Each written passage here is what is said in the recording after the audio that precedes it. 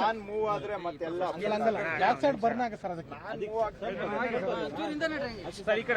Madam ನೀವೆಲ್ಲ ಅಲ್ಲಿರಿ ಅಲ್ಲೇರಿ ನಿಮ್ಗೇನು ತಗೊಳಲ್ಲ ಅಲ್ಲೇರಿ ನೀವಿಂದ ಬರಲ್ಲ ಸೈಡ್ ಬೇಡ ಮಾತಾಡ್ತಿರೋದು ಅವ್ರು ಮೇಡಮ್ ನೀವಲ್ಲ ಮಿನಿಸ್ಟರ್ ಅವರು. ಸುಮ್ನೆ ರಾಜಪ್ಪ ಯಾಕೆ ಸಿಕ್ಕಿ ಎಲ್ಲ ನನ್ನ ಮೇಲೆ ಜಗಳ ಸಿಕ್ಕವ್ರ ಮೇಲೆಲ್ಲ ಅವ್ರು ಹೇಳುದು ಯಾಕೆ ಅಂತ ಕೇಳಿದ್ರೆ ಸರ್ ಯಾರೋ ಒಬ್ಬರ ಜೊತೆ ಜಗಳ ಆಡಿದ್ರೆ ನಾನ್ ಜಗಳ ಆಡ್ಲಿಲ್ಲ ಅಂದ್ರೆ ಇನ್ನೊಬ್ಬರನ್ನ ಯಾರನ್ನ ಹುಡುಕ್ತಾರೆ. ಪ್ರಜ್ವಲ್ ರೇವಣ್ಣ ವಿರುದ್ಧ ಲೈಂಗಿಕ ದೌರ್ಜನ್ಯ ಆರೋಪ ಬಂದಿದೆ. ಅವರ 100 ವಿಡಿಯೋಗಳು ಹರಿದಾಡ್ತಾ ಇದೆ ಸರ್. ನೋಡಿ, ಈಗ ಕೆಲವು ಮಾಧ್ಯಮಗಳಲ್ಲಿ ಮತ್ತು ಸಾಮಾಜಿಕ ಜಾಲತಾಣ ಅಂದ್ರೆ ಸೋಷಿಯಲ್ ಮೀಡಿಯಾದಲ್ಲಿ ಈ ರೀತಿ ಹಾಸನದ ಸಂಸದರು ಅವರು ಮಹಿಳೆಯರನ್ನ ಅವರ ಲಾಭ ತಗೊಂಡಿದ್ದಾರೆ, ಮಹಿಳೆಯರ ಮೇಲೆ ಅತ್ಯಾಚಾರ ಮಾಡಿದ್ದಾರೆ ಅನ್ನುವಂಥ ವ್ಯಾಪಕ ಚರ್ಚೆ ಇವತ್ತು ರಾಜ್ಯದಲ್ಲಿ ಆಗ್ತಾ ಇದೆ. ಮಹಿಳಾ ಆಯೋಗದವರು ಕೂಡ ಈ ವಿಷಯದಲ್ಲಿ ದೂರನ್ನ ಸಲ್ಲಿಸಿ ತನಿಖೆ ಮಾಡಬೇಕು ಅಂತ ಹೇಳಿದ್ದಾರೆ. ತನಿಖೆಗಂತೂ ಸರ್ಕಾರ ತೀರ್ಮಾನವನ್ನ ತೆಗೆದುಕೊಂಡಿದೆ.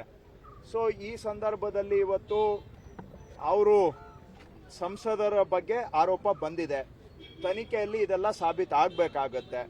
ಆದರೆ ಬಂದಿರತಕ್ಕಂಥ ಆರೋಪ ಮೇಲ್ನೋಟಕ್ಕೆ ಅವರು ಎಸಗಿದ್ದಾರೆ ಅಂತ ಕಾಣ್ತಾ ಇದೆ ಮೇಲ್ನೋಟಕ್ಕೆ. ಯಾಕೆಂದ್ರೆ ತನಿಖೆ ಆಗದೆ ನಾವು ಯಾರನ್ನೂ ಕೂಡ ದೋಷಿತರು ಅಂತ ಹೇಳಲಿಕ್ಕೆ ಆಗೋದಿಲ್ಲ.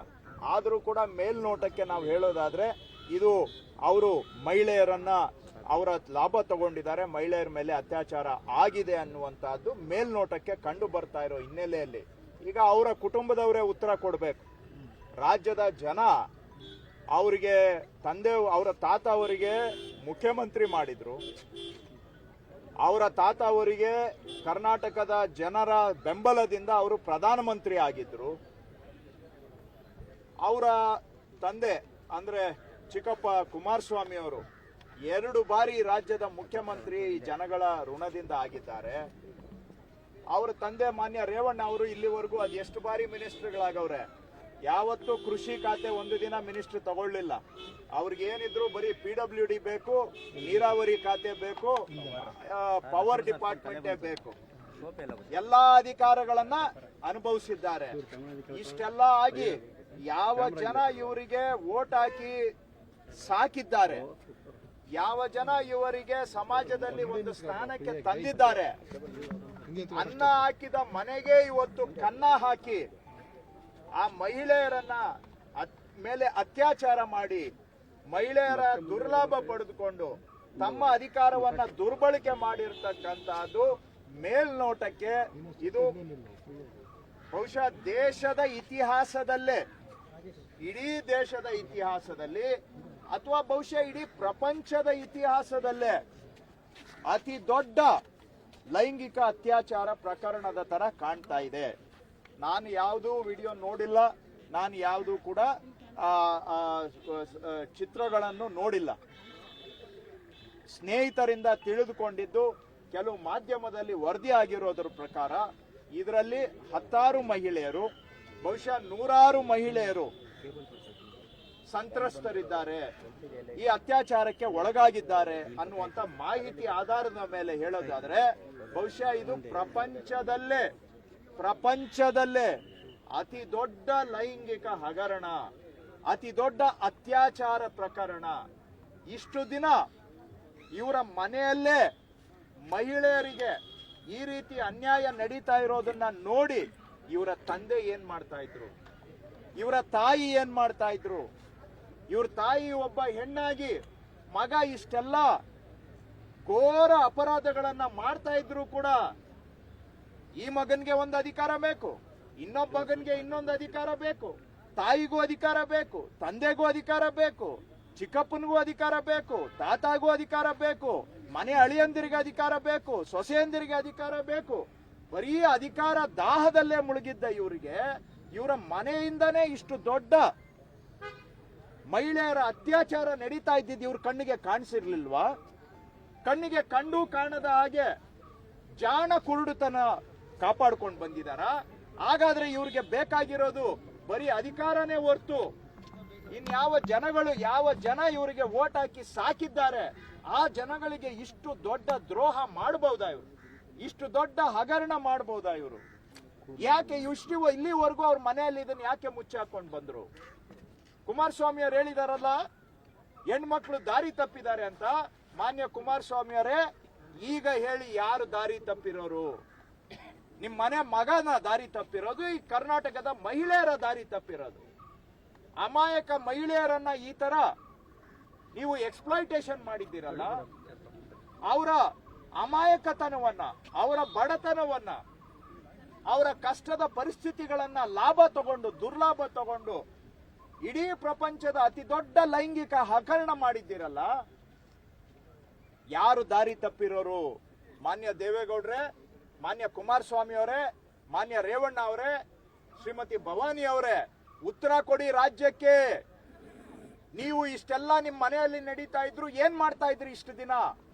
ಮಹಿಳೆಯರಿಗೆ ಅತ್ಯಾಚಾರ ಆಗ್ತಾ ಇದ್ರು ಕೂಡ ಅತ್ಯಾಚಾರ ಮಾಡ್ತಾ ಇರೋರಿಗೆ ಬೆಂಬಲ ಕೊಟ್ಟು ಈ ಒಂದು ಕ್ರೈಮ್ ನಲ್ಲಿ ನೀವು ಭಾಗಿಯಾಗಿದ್ದೀರಿ, ಹೌದಾ ಇಲ್ವಾ? ಇದಕ್ಕೆ ಉತ್ತರ ಕೊಡಿ ರಾಜ್ಯದ ಜನಗಳಿಗೆ. ಇವತ್ತು ಇಷ್ಟೊಂದು ದೊಡ್ಡ ಅನ್ಯಾಯ ರಾಜ್ಯದ ಜನಗಳಿಗೆ ಆಗಿದೆ ಅಂತ ಮೇಲ್ನೋಟಕ್ಕೆ ಕಂಡು ಬರ್ತಾ ಇರೋದ್ರಿಂದ ಇದು ಅಕ್ಷಮ್ಯ ಅಪರಾಧ. ರಾಜ್ಯದ ಮಹಿಳೆಯರು, ಬಿಜೆಪಿಯವರು ಏನ್ ಮಾಡ್ತಾ ಇದ್ದಾರೆ? ಧರ್ಮ ಅಂತ ಮಾತಾಡ್ತಾರೆ, ಮಾತೆತ್ತಿದ್ರೆ ಓಟ್ ಬಂದಾಗ ಧರ್ಮದ ಜ್ಞಾಪಕ ಬರುತ್ತೆ. ಇವತ್ತು ಇತಿಹಾಸದಲ್ಲಿ ಅತಿ ದೊಡ್ಡ ಅಧರ್ಮದ ಕೆಲಸ ನಡೆದಿದೆ, ಅಧರ್ಮದ ಕೆಲಸ ನಡೆದಿದೆ. ದ್ರೌಪದಿಗೆ ವಸ್ತ್ರಾಭರಣ ಮಾಡಿದಾಗೆ ಇವತ್ತು ಹಾಸನ ಜಿಲ್ಲೆಯಲ್ಲಿ ಸುಮಾರು ಮಹಿಳೆಯರ ವಸ್ತ್ರಾಭರಣ ಆಗಿದೆ. ರಾಮನ ಬಗ್ಗೆ, ಕೃಷ್ಣನ ಬಗ್ಗೆ ಮಾತಾಡ್ತಕ್ಕಂತ ನೀವು ರಾಮಾಯಣ ಮಹಾಭಾರತವನ್ನ ಓಟಿಗೆ ಬಳಸ್ಕೊಳ್ತಕ್ಕಂತ ನಿರ್ಲಜ್ಜ ಬಿಜೆಪಿಯವರು ಇವತ್ತು ಇಂತಹ ಲೈಂಗಿಕ ಹಗರಣದ ಕುಟುಂಬದ ಜೊತೆಗೆ ಸಂಸಾರ ನಡೆಸಿ ಒಬ್ಬರಿಗೆ ಒಬ್ಬರು ಆಲಿಂಗನ ಮಾಡಿಕೊಂಡು ಈ ಪ್ರಕರಣವನ್ನ ಮುಚ್ಚಿ ಹಾಕುವಂತ ಎಲ್ಲಾ ಪ್ರಯತ್ನವನ್ನ ಮಾಡ್ತಾ ಇದ್ದೀರಾ. ಇದು ಇಡೀ ಬಿಜೆಪಿಗೆ, ಜನತಾದಳಕ್ಕೆ ನಾಚಿಕೆಗೇಡಿನ ಸಂಗತಿ. ಸರ್, ಈ ಪ್ರಕರಣ ಕಳೆದ 2 ವರ್ಷ ಚರ್ಚಿತ ವಿಷಯ ಆಗಿದೆ. ಈ ಬಾರಿ ಲೋಕಸಭಾ ಚುನಾವಣೆ ಸಂದರ್ಭದಲ್ಲಿ ಮಾತ್ರ ಯಾಕೆ ಈ ಪ್ರಕರಣ ಇಷ್ಟು ಗಂಭೀರ ತೆಗೆದುಕೊಂಡು SIT ರಚನೆ ಮಾಡಿಕೊಟ್ಟಿದೆ ಸರ್ಕಾರ? ನೋಡಿ, ನಮ್ಮ ಗಮನಕ್ಕೆ ಈಗ ಬಂದಿದೆ, ತಕ್ಷಣ ನಾವು ತನಿಖೆಯನ್ನ ಆದೇಶ ಮಾಡಿದ್ದೇವೆ.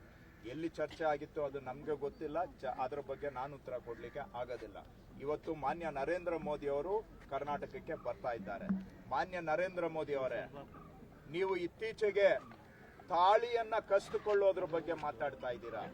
ಇವತ್ತು ಯಾರನ್ನ ನೀವು ಆಲಿಂಗನ ಮಾಡಿದ್ದೀರಿ? ಮಾನ್ಯ ದೇವೇಗೌಡರ ಮೊಮ್ಮಗನೇ ಅದೆಷ್ಟು ಮಹಿಳೆಯರ ತಾಳಿಯನ್ನ ಕಿತ್ಕೊಂಡಿದ್ದಾನೆ? ಮೋದಿಯವರು ಉತ್ತರ ಕೊಡಬೇಕು. ನಿಮ್ಮ ಹತ್ರ CBI ಇದೆ, ಎನ್ಫೋರ್ಸ್ಮೆಂಟ್ ಡೈರೆಕ್ಟರೇಟ್ ಇದೆ, IT ಡಿಪಾರ್ಟ್ಮೆಂಟ್ ಇದೆ, ಇನ್ನೂ ಬೇಕಾದಷ್ಟಂತ ಏಜೆನ್ಸಿಗಳು ಇದೆಯಲ್ಲ. ದೇಶದ ಎಲ್ಲಾ ಅಪೋಸಿಷನ್ ಲೀಡರ್ಗಳ ಫೋನ್ ಅನ್ನ ಟ್ಯಾಪ್ ಮಾಡಿದ್ದೀರಲ್ಲ ಮೋದಿಯವರೇ. ಇವತ್ತು ನಿಮ್ಮ ಸ್ನೇಹಿತರು ಮಾನ್ಯ HD ದೇವೇಗೌಡರ ಮೊಮ್ಮಗ ಎಷ್ಟು ಮಹಿಳೆಯರ ತಾಳಿಯನ್ನ ಕಿತ್ಕೊಂಡಿದ್ದಾನೆ? ಉತ್ತರ ಕೊಡಬೇಕು ನರೇಂದ್ರ ಮೋದಿ ಅವರು ಇವತ್ತು ಕರ್ನಾಟಕದಲ್ಲಿ. ಹಾಗೂ ಅಂತಹ ತಿಂದ ಮನೆಗೆ, ಊಟ ಕೊಟ್ಟ ಮನೆಗೆ, ಉಂಡ ಮನೆಗೆ ಕನ್ನ ಹಾಕಿದಾರಲ್ಲ ಬಿಜೆಪಿಯವರ ಸ್ನೇಹಿತರಾದಂತ ಜನತಾದಳದವರು, ಅವರ ಕುಟುಂಬದವರು. ಇದರ ಬಗ್ಗೆ ನರೇಂದ್ರ ಮೋದಿ ಅವರೇ ನೀವೇನ್ ಹೇಳ್ತೀರಾ? ಇದೇನಾ ನಿಮಗೆ ಧರ್ಮ ಹೇಳ್ಕೊಟ್ಟಿರೋದು? ಮಹಿಳೆಯರ ಅತ್ಯಾಚಾರ ಮಾಡಿ, ಮಹಿಳೆಯರ ಮಾಂಗಲ್ಯವನ್ನ ಕಿತ್ತುಕೊಳ್ಳಿ, ಸಂಸಾರಗಳನ್ನ ಬೀದಿಗೆ ತಗೊಂಡು ಬನ್ನಿ, ಅವರನ್ನ ಅವಮಾನ ಮಾಡಿ, ಮಹಿಳೆಯರನ್ನ ವಿವಸ್ತ್ರಗೊಳಿಸಿ ವಸ್ತ್ರಾಪರಣ ಮಾಡುವಂತಹದ್ದೇನ? ಅದಕ್ಕೇನಾ ನೀವು JDS ಅವ್ರ ಜೊತೆಗೆ ಕೈ ಜೋಡಿಸಿರೋದು? ಹಾಗಾಗಿ ಇದರಲ್ಲಿ ಸಮವಾದಂತ ಪಾಲು ನರೇಂದ್ರ ಮೋದಿ ಅವರ ಹತ್ರನೇ ಬಂದು ನಿಲ್ಲುತ್ತೆ. ಮಾನ್ಯ ನರೇಂದ್ರ ಮೋದಿ ಅವರು ಉತ್ತರ ಕೊಡಬೇಕು. ಈ ಅತ್ಯಾಚಾರವನ್ನ ಇಲ್ಲಿವರೆಗೂ ಕೂಡ ಒಂದು ಮಾತು ಕೂಡ ಖಂಡಿಸದೆ ಬಿಜೆಪಿಯವರು ಕೂಡ ಇದನ್ನ ಮುಚ್ಚಿ ಹಾಕುವಂತ ಕೆಲಸ ಮಾಡಿ ಕರ್ನಾಟಕದ ಇಡೀ ಮಹಿಳೆಯರಿಗೆ ಅವಮಾನವನ್ನ ಮಾಡಿರೋದಷ್ಟೇ ಅಲ್ಲ, ಈ ಅತ್ಯಾಚಾರದಲ್ಲಿ ಅವರು ಕೂಡ ಅಬೆಟರ್ಸ್, ಭಾಗಿಗಳಾಗಿದ್ದಾರೆ. ಹಾಗಾಗಿ ನಾಚಿಕೆ ಆಗಬೇಕು ಬಿಜೆಪಿ ಮತ್ತು JDSನವರಿಗೆ. ಇಂಥ ಒಂದು ಹಗರಣದ ಬಗ್ಗೆ ಒಂದು ಮಾತು ಕೂಡ ಮಾತಾಡದೆ, ಒಂದು ಮಾತನ್ನು ಖಂಡಿಸುವ ಧೈರ್ಯ ಇಲ್ಲ ಅವರಿಗೆ. ಇಷ್ಟೆಲ್ಲ ಹಗರಣ ಆಗಿದ್ರು ಕೂಡ ಇದು ತಪ್ಪು, ಇಂಥವರನ್ನ ನಾವು ದೂರ ಹಾಕ್ತೇವೆ ಅಂತ ಹೇಳದೆ ಮುಚ್ಚಾಕುವಂತ ಪ್ರಯತ್ನಗಳನ್ನ ಮಾಡ್ತಾ ಇದ್ದಾರೆ. ಇದನ್ನ ತನಿಖೆ ಮಾಡ್ಲಿಕ್ಕೆ ರಾಜ್ಯ ಸರ್ಕಾರ ಆದೇಶ ಮಾಡಿದ್ರೆ ನಮ್ಮ ತನಿಖೆಯನ್ನ ಪ್ರಶ್ನೆ ಮಾಡಿ ಒಟ್ಟಾರೆ ಈ ಪ್ರಪಂಚದ ಅತಿ ದೊಡ್ಡ ಲೈಂಗಿಕ ಹಗರಣವನ್ನ ಮುಚ್ಚಾಕುವಂತ ಕೆಲಸ ಬಿಜೆಪಿ ಜೆಡಿಎಸ್ ನವರು ಮಾಡ್ತಾ ಇರೋದು ನಾಚಿಕೆಗೇಡಿನ ಸಂಗತಿ.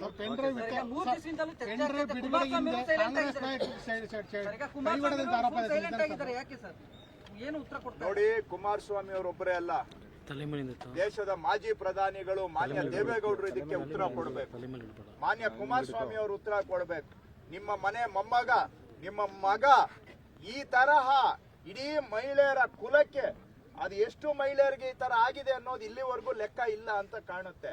ಇಡೀ ಮಹಿಳಾ ಕುಲಕ್ಕೆ ಈ ತರ ಅತ್ಯಾಚಾರ ಮಾಡ್ತಾ ಇದ್ರೆ ನೀವು ಇಷ್ಟು ದಿನ ನೋಡ್ಕೊಂಡು ಏನ್ ಮಾಡ್ತಾ ಇದ್ರಿ? ಅವನಿಗೆ ಪುಸ್ಲಾಯಿಸ್ಕೊಂಡೇ ಬಂದ್ರಿ, ಅವನಿಗೆ MP ಮಾಡಿದ್ರಿ, ಅವರ ಮನೆಗೆ ಎಲ್ಲ ಅಧಿಕಾರ ಕೊಟ್ರಿ. ಅಲ್ಲಿಗೆ ನೀವು ಕೂಡ ಅವ್ರು ಮಾಡಿದ್ದೇ ಸರಿ ಅಂತ ಇಲ್ಲಿವರೆಗೂ ಸಮರ್ಥನೆ ಮಾಡ್ಕೊಂಡು ಬಂದಿದ್ದೀರಿ.